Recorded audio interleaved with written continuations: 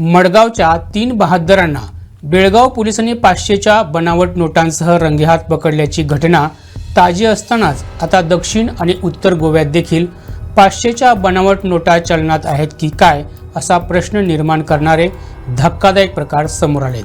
कारण मडगाव शहरातील IDBI बँकेत 500 रुपयांच्या तब्बल 98 बनावट नोटा जमा झाल्याचं उघडकीस आलंय. तर परभणीतील HDFC बँकेच्या शाखेत 500 रुपयांच्या 7 बनावट नोटा जमा करण्यात आल्याचं समोर आलंय. या प्रकरणी परभणी पोलिसांनी बँक खातेदार मेहबूबा डी यालगी हिच्या विरुद्ध गुन्हा दाखल केलाय. ती मूळची कर्नाटकच्या विजापूरमधील रहिवासी आहे. 20 मार्च रोजी बँकेचे शाखा व्यवस्थापक विकास जरियाल यांनी पोलिसात तक्रार दिल्यानंतर तिच्या विरोधात गुन्हा नोंद करण्यात आलाय.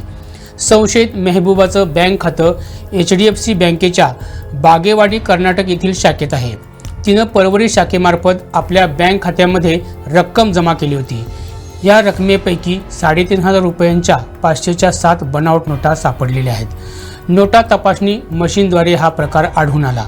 बनावट नोटा खऱ्या असल्याचं भासवून त्या चलनात आणण्याचा प्रयत्न करणं तसंच बँकेची फसवणूक केल्याच्या आरोपाखाली परभणी पोलिसांनी संशयित मेहबूबा